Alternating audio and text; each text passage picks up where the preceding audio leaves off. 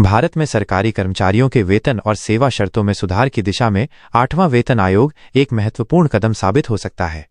National council of joint consultative machinery ने हाल ही में कार्मिक एवं प्रशिक्षण विभाग को 8वें वेतन आयोग के लिए एक व्यापक प्रस्ताव प्रस्तुत किया है। इस प्रस्ताव में सरकारी कर्मचारियों के वेतन ढांचे, भत्तों, पेंशन व्यवस्था और सेवा शर्तों में आमूल-चूल परिवर्तन की मांग की गई है। ये आयोग 50 लाख से अधिक केंद्रीय कर्मचारियों, रक्षा कर्मियों, अर्धसैनिक बलों के जवानों और विभिन्न सरकारी संस्थानों के कर्मचारियों को प्रभावित करेगा। नए वेतन ढांचे की रूपरेखा। कर्मचारी संगठनों ने 1 जनवरी 2026 से नए वेतन पैकेज लागू करने का प्रस्ताव रखा है। इस नए ढांचे में सुप्रीम कोर्ट के विभिन्न निर्णयों को ध्यान में रखते हुए न्यूनतम वेतन निर्धारण की बात कही गई है, ताकि कर्मचारियों का जीवन स्तर बेहतर हो सके। इसके साथ ही 1957 के डॉक्टर आइक्रॉयड फॉर्मूले को वर्तमान आर्थिक परिस्थितियों के अनुसार अपडेट करने की सिफारिश की गई है। कर्मचारी संगठनों ने 3.6 उपभोग इकाई प्रति परिवार के फॉर्मूले को अपनाने का सुझाव दिया है, जैसा कि श्रम मंत्रालय की 2019 की रिपोर्ट में उल्लेख था। पदोन्नति और करियर विकास के अवसर। सरकारी सेवा के दौरान कम से कम 3 पदोन्नति सुनिश्चित करने की मांग कर्मचारी यूनियनों की प्राथमिकता में शामिल है। इसके अतिरिक्त मॉडिफाइड एश्योर्ड करियर प्रोग्रेशन योजना को पदोन्नति आधारित प्रणाली में परिवर्तित करने की सिफारिश की गई है।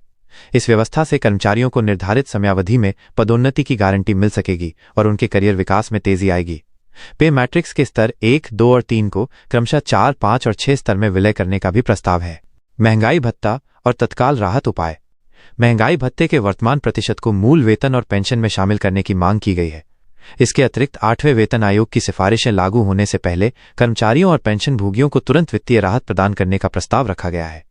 इस व्यवस्था का उद्देश्य आगामी वेतन आयोग की रिपोर्ट आने तक कर्मचारियों को आर्थिक सहायता देना है, जिससे उनकी वित्तीय कठिनाइयों को कम किया जा सके। पेंशन व्यवस्था में सुधार और स्वास्थ्य सुविधाएं। 7वें वेतन आयोग की विसंगतियों को दूर करने के साथ साथ पेंशन, पारिवारिक पेंशन और उपदान जैसे सेवानिवृत्ति लाभों में सुधार का प्रस्ताव है। कम्यूटेड पेंशन की बहाली 15 वर्ष के बजाय 12 वर्ष में करने और संसदीय समिति की अनुशंसा के अनुसार हर 5 वर्ष में पेंशन वृद्धि की मांग की गई है। चिकित्सा सुविधाओं को सरल, कैशलेस और सभी पेंशन भोगियों के लिए सुलभ बनाने के साथ साथ निश्चित चिकित्सा भत्ते में वृद्धि की सिफारिश भी शामिल है।